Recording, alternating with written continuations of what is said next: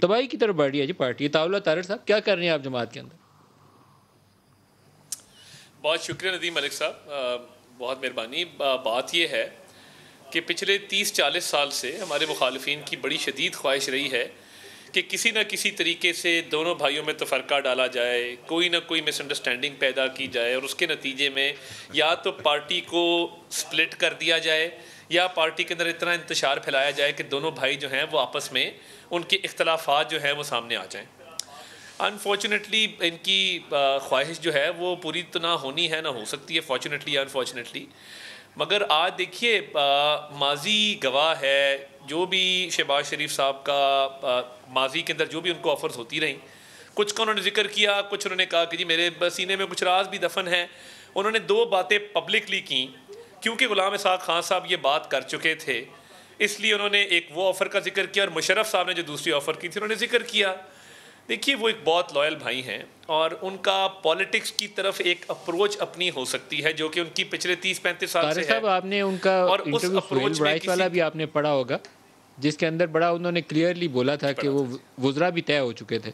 ये आपने भूले नहीं होंगे आप, पूरी वो डिटेल्ड इंटरव्यू था। तो there is something going on जो हमें मालूम नहीं है। जस्ट बिफोर द इलेक्शंस फिर सूरत हाल बदलती है, कुछ आपस में तफरका ज़्यादा पड़ता है, इस्टेब्लिशमेंट से बात तय नहीं हो पाती और मसाइल बिगड़ जाते हैं। हुआ क्या था एग्जैक्टली? क्योंकि शहबाज शरीफ की वो जो लाहौर वाली रैली है, मुझे अभी भी याद है कि शहबाज शरीफ ने ठीक ठाक अच्छी रैली करने के बावजूद वो एयरपोर्ट पे जाना पसंद नहीं किया उस दिन, जिस दिन नवाज शरीफ की गिरफ्तारी होती है। देखिए, एयरपोर्ट पे मैं उस रैली में मौजूद था, मैं उसको ऑर्गेनाइज भी कर रहा था। कोई दानिस्ता तौर पे ना तो फैसला किया गया रैली के हवाले से, ना ये कोई प्लानिंग थी कि दानिस्ता फैसला था कि एयरपोर्ट पे नहीं जाना। ये दानिस्ता फैसला था कि एयरपोर्ट नहीं जाना। मैं आपको बड़े वसूख से ये बात कह रहा हूँ कि ये दानिस्ता फैसला नहीं था। मैं भी सर वसूख से कह रहा हूँ क्योंकि मैंने पीएमएलएन के इंटरव्यूज किए थे। मैं उस दिन लाहौर मौजूद था, उस रैली के अंदर मौजूद था और मुझे बाद में बताया गया जब मैं सरप्राइज हुआ कि एयरपोर्ट पे नहीं आए, उन्होंने कहा ये फैसला ही नहीं था एयरपोर्ट जाने का। नहीं, मैं खुद उस रैली में एक स्टेप पे कोऑर्डिनेशन कर रहा था। हमारे जो लोग आगे पहुंचे क्यों नहीं गए थे? आप बता दें, हो सकता है मैं कम इल्म आदमी हूँ, आप पार्टी के अंदर थे, तो एयरपोर्ट ना जाने का फैसला क्यों लिया गया? जब लोग काफ़ी तादाद में थे तो एयरपोर्ट तो जाना चाहिए था, क्यों नहीं गए? नहीं, आई थिंक एयरपोर्ट ना जाने का फैसला नहीं था। हमारे बहुत सारे काफिले एयरपोर्ट पहुंचे और वो जहाँ वहाँ पे जो हुआ, जब रेंजर्स के साथ उनका तसादम हुआ, मैं अभी आपको तस्वीरें भेज देता हूँ। हमारा एयरपोर्ट पे तो हम खड़े इंतजार कर रहे थे, आप तो आए नहीं। वो तो आप बाद वाली कहानी इसमें आ रहे हैं, वो साइड वाली रोड पे जो कुछ हुआ एयरपोर्ट पे तो हम डीएसएन लगा के इंतजार करते रहे, आप लोग आए। बात की नहीं है। देखिए, हमने लोहारी से ये शुरू किया, टुवर्ड्स भाटी गए, वहाँ से हम माल रोड के ऊपर चढ़े, वो सारा रूट हमने तय किया हुआ था। मगर उसके अंदर टाइमिंग ऐसी हो गई कि रैली बढ़ती गई, लोग ज्वाइन करते गए। आपको इस मामले में उनका अपनी सूरत हाल का दिफा देते हुए आसानी हो जाएगी। नवाज शरीफ और शहबाज शरीफ, मैं ये नहीं कह रहा कि शहबाज शरीफ उसको डिच कर गए थे उस वक्त या आज डिच कर रहे हैं। मेरा नहीं ख्याल है कि शहबाज शरीफ उनको डिच ना पहले किया था ना अब करेंगे। They belong to different school of thoughts. Shahbaz Sharif का तर्ज सियासत ही और है, बड़ा क्लियरली मैं उनके अपने मुंह से सुन चुका हूँ। वो लड़ाई नहीं चाहते, उनका ख्याल ये है कि मुफाहमत के साथ चलना चाहिए ताकि ज़्यादा कॉस ना पैदा हो। तो एक उनका स्कूल ऑफ थॉट है और वो नोन है, मैं उसकी बुराई नहीं उनकी कर रहा। तो अब वो डिवीजन का बायस नहीं बन रहा जमात के अंदर। आपकी 3-4 मेन जो लीडर्स हैं वो शहबाज शरीफ के साथ खड़े हैं, बाकी 5-7 दूसरी तरफ खड़े।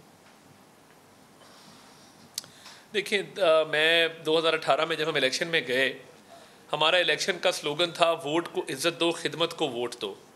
हमारे दोनों जो एक पैरेलल स्ट्रीम्स हैं, एक आइन की हुक्मरानी के हवाले से जो हमारी जद्दोजहद है और दूसरा गवर्नेंस, पब्लिक सर्विस डिलीवरी और एक नॉन कॉन्फ्रंटेशनल बयानिया है, ये साइड बाय साइड चले और अवाम में हमें बहुत पसीराई मिली। पंजाब में हम सिंगल लार्जेस्ट पार्टी इमर्ज हुए। बाद में जो पंजाब में हुआ वो आपके सामने है कि बुज़दार सरकार किस तरीके से इंस्टॉल की गई। और फेडरल गवर्नमेंट भी देखें, प्री इलेक्शन इंजीनियरिंग अगर ना होती, ये जनूबी पंजाब महाज और ये सारे लोग इधर उधर से तोड़ ताड़ के इनकी गोद में ना फेंके जाते। नहीं, मैं अर्ज कर रहा हूँ ना जी, तारड़ साहब, ख्वाजा आसिफ ना इनकी तरफ लेके जाए जाते तो हमारे दोनों एक स्कूल ऑफ थॉट को रिप्रेजेंट कर रहे हैं विद इन द पीएमएलएन। और बाकी आपकी पार्टी की जो सीनियर टियर है, सीनियर टियर ऑफ लीडरशिप, वो नवाज शरीफ या मरियम नवाज के साथ दूसरी तरफ खड़े नजर आते हैं। वो डिवीजन हमें नजर आ रही है, वाज़े खुल के नजर आ रही है, इसमें भाम नहीं है। नहीं, मैं बिल्कुल, देखें आपने जो बात की, मैंने कहा दो पैरेलल स्ट्रीम्स इकट्ठी चल सकती हैं और वो चली, और 2018 में जो रिजल्ट आया वो उसके मुताबिक, उसके बावजूद कि बदतरीन इलेक्शन इंजीनियरिंग और रिगिंग थी, वो रिजल्ट आपके सामने आया। अब जो सूरत हाल आप बात कर अभी रहे आप हैं, सियालकोट का बाई इलेक्शन इसीलिए आ गए हैं कि आपकी इस इंटरनल डिवीजन ने आपको अच्छी वहाँ कैंपेन्स लाने से रोके रखा आपको। नहीं नहीं नहीं, कतन नहीं, हम कतन सियालकोट का बाई इलेक्शन इस वजह से नहीं हारे।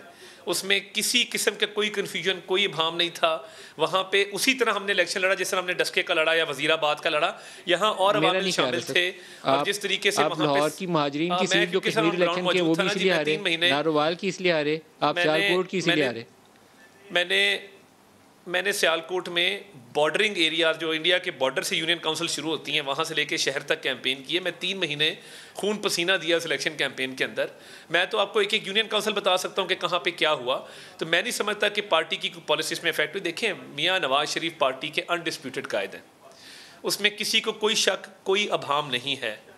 पार्टी के अंदर मुख्तलिफ आरा भी होती हैं, मुख्तलिफ चीज़ों पर डिफरेंट अप्रोचेस भी होती हैं towards politics. Not only that, इख्तिलाफ राय भी होता है, मगर एंड पे मियाँ नवाज शरीफ बतौर कायद मुस्लिम लीग जो फैसला करते हैं, पूरी पार्टी फिर ना सिर्फ उसको ओन करती है बल्कि उसकी इम्प्लीमेंटेशन में अपना किरदार अदा करती है। इसमें ना कोई शक है, ना कोई शुबा है, ना कोई भाम है। इंटरनल जो थॉट प्रोसेस है ये पाकिस्तान में भी और लंदन में भी इस वक्त जारी है। आई थिंक आपकी जमात को एक वाज़ेह लाइन ऑफ एक्शन लेनी पड़ेगी बिफोर द नेक्स्ट इलेक्शन। इस तरह आप जमात के तौर पर आगे नहीं बढ़ सकेंगे। अभी आपकी पार्टी इंटरनली डिवाइड हुई है। अफरीदी साहब ने बिल्कुल सही कहा कि यही रास्ता लिया तो तबाही वाला रास्ता है आपके लिए।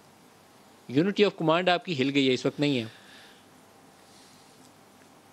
देखिए, मैं ये समझता हूँ कि ये मियाँ नवाज शरीफ साहब जितने मशावरती हमारे इजलास भी होते हैं, उसके अंदर वो तमाम लोगों की आरा लेने के बाद वो फ़ैसला करते हैं, और उसके बाद देखिए जब वो फ़ैसला करते हैं फिर पार्टी उसको ओन करती है। तो मैं समझता हूँ कि आने वाले दिनों में इस पर मज़ीद क्लैरिटी आएगी, और मैं नहीं समझता, ऐसे मोड़ कई दफ़ा आए हैं